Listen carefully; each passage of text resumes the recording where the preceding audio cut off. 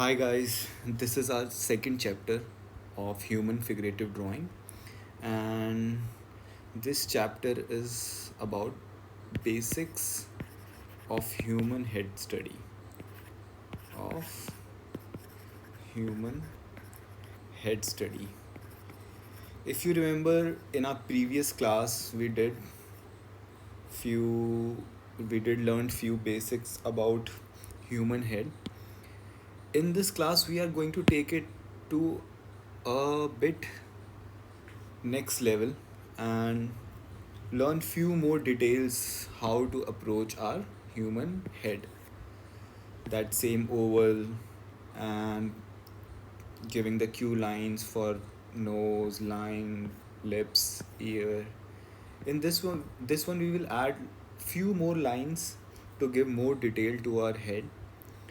Let's begin with this class, but before we begin, let me again give you a reminder where you have to hold your pencil or brush. This is very very important, guys. I know I keep telling this thing again and again.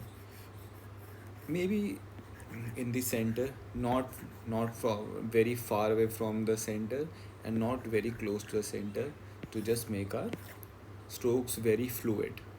Okay, let's begin our class. It's going to be a bit short. We will do three head studies and you will get the idea what we are doing here. So let's take this human head, and so we have to follow few steps I already told you in our previous class. I will repeat again. If you haven't seen my previous video, you can watch it and you will get the exact idea what we are doing here. So let's make a circle. Then the same thing, give the nose line. It's bit close to the it's very close to the 3/4 view, little bit exaggerated 3/4 view I will say. And then the nose line, eye line, and the lip line. Here is the cue for the ear. You can make the perpendicular one lines. So I will suggest you guys to use like different pencils to give these lines. It's a nice way to learn anatomical drawing. For this one I use black already. I'm sorry for that. I will do it in our next study, but uh, I will just decrease the opacity for this one. And now I'll draw over this thing. So what we have to do now, since we now have our cue lines, first give the shape for the nose. And to do that, we have to give make a rectangular three-dimensional box. Don't make the nose like the exact nose. We If you remember, I told you in my previous class that we need to learn how to see human figure in a three-dimensional space. So something like this I can see from the reference. If you wish, you can give like few lines. Guys, don't do this. We are not doing this for now. Do hatching. This is hatching, and when you do more lines one over another, it's called cross hatching. So if you want to, it's not necessary. You can give the little bit of shading, and after that just follow the cue lines which you gave before. And for the eyes, I will say make a big circle. In our future classes we are going to learn how to make eyes also in detail. Then we will fill these things. For now, let's keep it like this only. See, little bit of foreshortening happening here in the eye, so I'm making a small eye here, like a goggles or spectacles. Just don't make someone's glasses here. It's just it was just an example. So, and for the mouth also, I will say, just give a circle like this for now. Just give a circle. If you wish, you can make it a little bit of three-dimensional like this, you know because that is our goal, to see the figure in a three-dimensional space. And then, as you can see, just complete the jawline, complete the head. Don't be worried about how exact you are making. We are here to learn the three-dimensional aspect of a drawing, and just like this. So for now we are going to follow these steps only. Just make your head like this part is not necessary, to be honest. You can keep it blank also like this. You don't have to make this. If you want to, you can. In future we are going to learn planes and everything, and we'll connect things. You'll get more idea.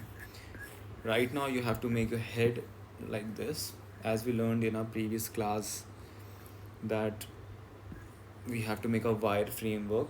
This is just the addition to that head study. Okay, I will give you two more examples. This time I will use different colors so that you will know what I meant. So let's use a lighter color. If you have pencil colors, that works fine, or ballpoint pen. Take a red and a black pen. So with the first pen, you will make the first layer like the circle, like this. Don't be afraid to make stroke, guys. You want to be just make as many mistakes you want. It doesn't really matter. This is not a maths class. Don't have to be very accurate about anything. Now make the nose line, you know the horizontal one, the eye line, the lip line, and for the ear, like this. Every artist, I'll be very honest with you, every artist have a different way to go about this. If you want to know whose method we are following here, this guy name is Andrew Loomis. He has done very terrific work in this area, especially in the head study. So just this is the basic line we are talking about, and then take another pen and then draw over these lines. So again, the shape, don't you don't have to be accurate about how the nose is. Just see it in a three-dimensional form, right? Like this, and make the planes like this. See, we'll give details to the nose in our future classes. As I told you, make a circle here for the eyes, and another eye, right? If you wish, you can make hairline also, like this, make the hairline. Use hatching only at this point, holding your pencil far away from the tip. And for the mouth, let's leave the mouth just like this for now.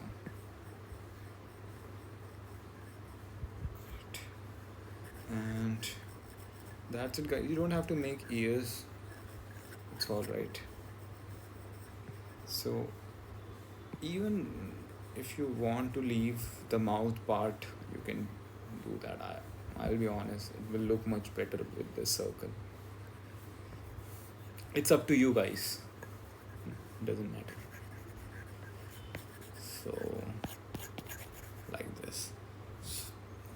This is like a little bit more detailed form of the wire framework. L- Let me do one more example for you.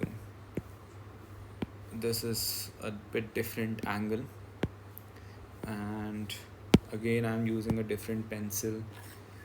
So again the circle, a circle first, just like this.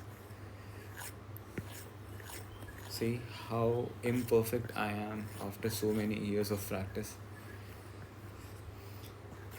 So you can see it's definitely going to take some time to actually learn human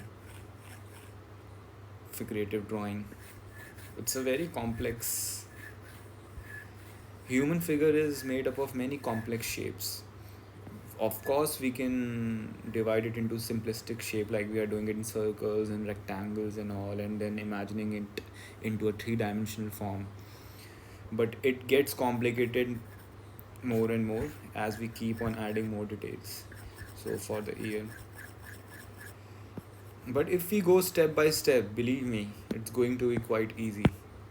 So this is it. Now we are going to use this another layer, and with the darker pen just make the lines over these.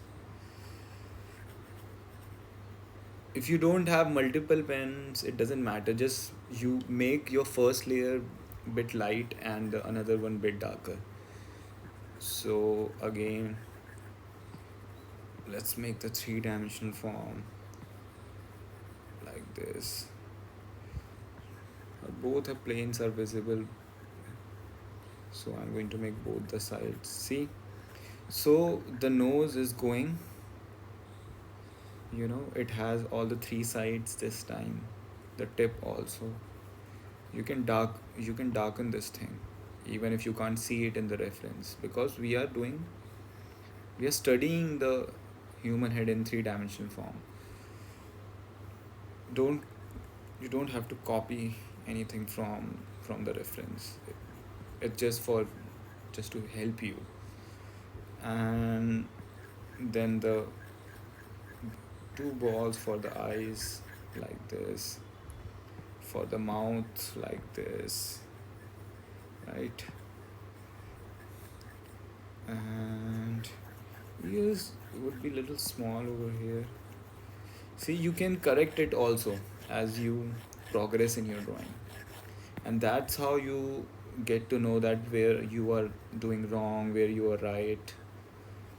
It might take some time to be very very exact, but the whole point is to see this thing in a three-dimensional form. And